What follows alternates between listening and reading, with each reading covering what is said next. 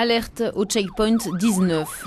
Depuis des mois, des passeurs font entrer illégalement des milliers de réfugiés syriens en Bulgarie via la Turquie.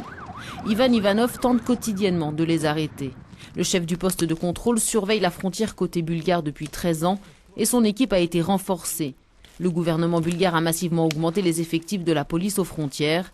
Depuis novembre, sur ce tronçon de la démarcation, 600 migrants ont été empêchés d'entrer sur un territoire de l'Union européenne, car une fois un pied sur le sol bulgare, ils peuvent demander l'asile. Il m'est arrivé d'attraper quelques familles syriennes qui essayaient de traverser la frontière illégalement pour demander un statut de réfugié ici. Ils avaient des bébés dans les bras, j'ai été impressionné, c'est irresponsable. Imaginez, traverser une immense forêt avec des petits-enfants. Suivant l'exemple grec, la Bulgarie envisage de construire une clôture de fil barbelé sur une partie de sa frontière longue de 259 km avec la Turquie. Environ 10 000 réfugiés sont arrivés en Bulgarie l'année dernière, parmi eux de nombreux Kurdes du nord de la Syrie. Ils sont plus de 1600 à survivre dans le camp Armanli en attendant que leur dossier soit examiné. Pour permettre à la Bulgarie de faire face à cette inquiétante situation, l'Union européenne lui a versé 6 millions d'euros. Récemment, les tentes sans chauffage de l'armée ont été remplacées par des bungalows en préfabriqué. Je veux rejoindre mes deux frères en Allemagne. C'était terrible de traverser la forêt jusqu'à la frontière avec mes 6 enfants. Ils se sentaient sombrés et moi aussi. Nous sommes tombés malades.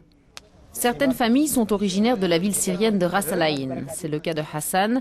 Pour ce fermier syrien, vivre en Syrie devenait impossible. Notre maison a été détruite. Nous sommes Kurdes yézidis, c'est notre religion. Al-Nosra, une organisation terroriste islamiste, a menacé de tous nous tuer. Ils ont détruit de nombreux villages yézidis. J'ai beaucoup d'enfants et je n'avais plus de quoi les nourrir, ni aucun endroit pour dormir. Alors nous nous sommes enfuis. Fatima et Youssef ont vécu à Damas. Les ambulances, les hommes armés équipés de masques à gaz arpentant leur quartier leur ont fait craindre une guerre chimique. Alors, moyennant 250 € par tête à des passeurs, ils ont quitté la Syrie pour la Bulgarie. Nous avons eu peur de ce qui pourrait arriver à nos enfants si nous étions tués. Alors nous avons décidé de quitter notre maison à Damas. Nous voulons aller dans n'importe quel pays européen où la vie est généreuse et où les gens ne s'entretuent pas. Un pays où nos enfants pourront aller à l'école, étudier et se construire un avenir.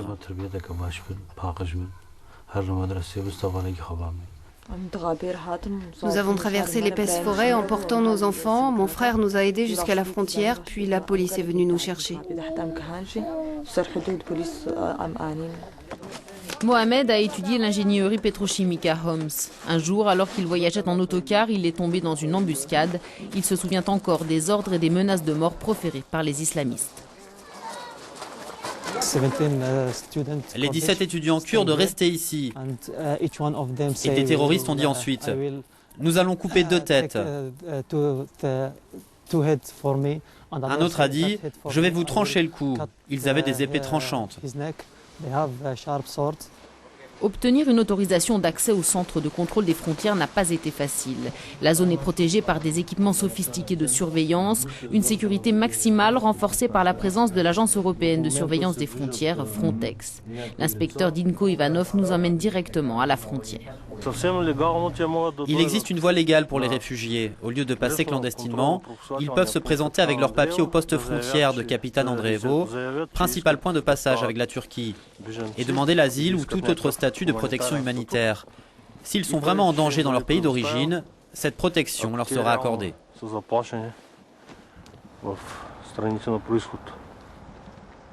Depuis la frontière, nous nous dirigeons vers la capitale bulgare, Sofia. Le parti Ataka, parti politique bulgare d'extrême droite, compte 23 membres au Parlement. Un parti auquel s'est ralliée la coalition socialiste au pouvoir pour arriver à gouverner et un parti qui attise la xénophobie. Nous n'avons jamais décidé de nourrir et d'élever en Bulgarie des djihadistes, fondamentalistes ou islamistes, quel que soit le terme qu'ils préfèrent, des terroristes déguisés en réfugiés. Cette école abandonnée d'un quartier de Sofia a été transformée en centre d'urgence pour les réfugiés. Ici, la Croix-Rouge bulgare tire la sonnette d'alarme. Selon elle, la xénophobie est en hausse. Les Bulgares ont peur d'accepter des gens nouveaux, c'est de la xénophobie. Lorsque ces réfugiés sortent pour acheter de la nourriture ou se balader dans les rues, ils sont battus. Quand le centre a ouvert en septembre, il n'y avait pas de chauffage. Système D et solutions de fortune ont permis de stabiliser la température, mais les coupures d'électricité sont récurrentes. Les conditions d'hygiène et d'assainissement sont déplorables, sans parler de la surpopulation. Ces sanitaires servent pour 100 personnes. Un seul endroit pour tout le monde. Et sans eau. Il n'y a pas d'eau du tout. Il y a en tout et pour tout 12 latrines dans le bâtiment. La moitié d'entre elles sont également utilisées comme salle de bain. On y fait aussi la vaisselle et la lessive. En bref, tout ce qui nécessite l'utilisation de l'eau doit être fait dans cette seule douzaine de toilettes. Les aides financières couvrent à peine les dépenses pour les besoins de base, mais l'exil était le seul moyen pour rester en vie, comme l'explique Nagam. Son mari a été enlevé à 2 reprises par les combattants d'Al-Nosra et elle craignait aussi pour la sécurité de ses filles. Ils ont enlevé des filles qui n'étaient pas voilées. Ma mère est chrétienne, ma fille porte une croix. Nous ne pouvons pas vivre avec des groupes islamistes si durs. Le directeur du centre d'urgence nous emmène dans le gymnase surpeuplé où les réfugiés ont construit des abris pour dormir.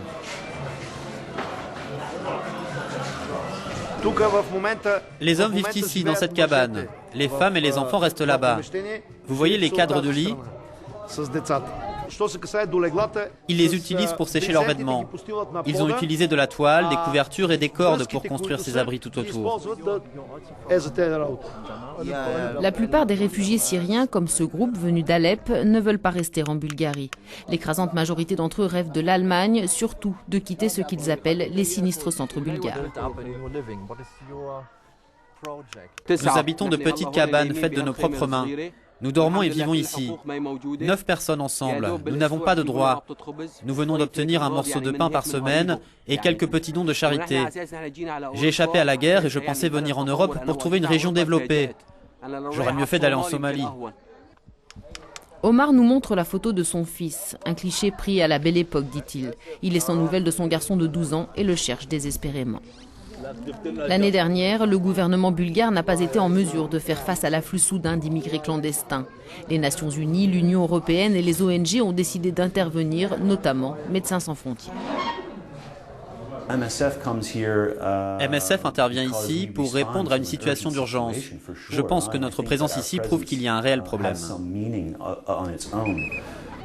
Dans le camp de Harmanli, pour oublier un instant leurs conditions de vie difficiles, les réfugiés ont organisé un tournoi de football.